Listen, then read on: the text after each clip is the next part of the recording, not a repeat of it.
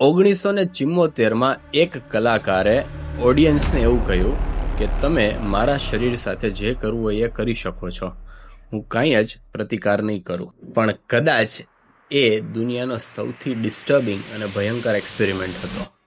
6 કલાક માટે એ બેન એકદમ સ્થિર ઊભા રહ્યા અને એમની સમક્ષ હતા 72 જેટલા અલગ અલગ પ્રોડક્ટ્સ, જેમાં ગુલાબથી લઈને લોડેડ ગન પણ હતી.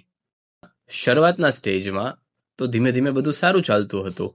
કોઈએ તેમને ગુલાબ આપ્યું, કોઈએ તેમના બોડી ઉપર કલર કર્યો. પણ જેમ જેમ સમય જતો ગયો, લોકોને ખબર પડતી ગઈ કે સામે કોઈ રિએક્શન નથી આવતું, તો વિકૃતિ ચાલુ થઈ.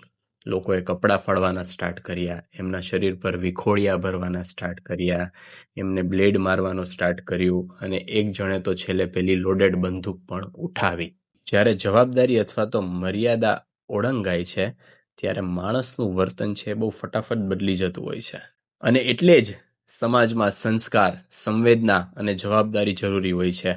કારણ કે દયા અને ક્રૂરતા એ બંને વચ્ચેની રેખા ઘણી પાતળી હોય છે.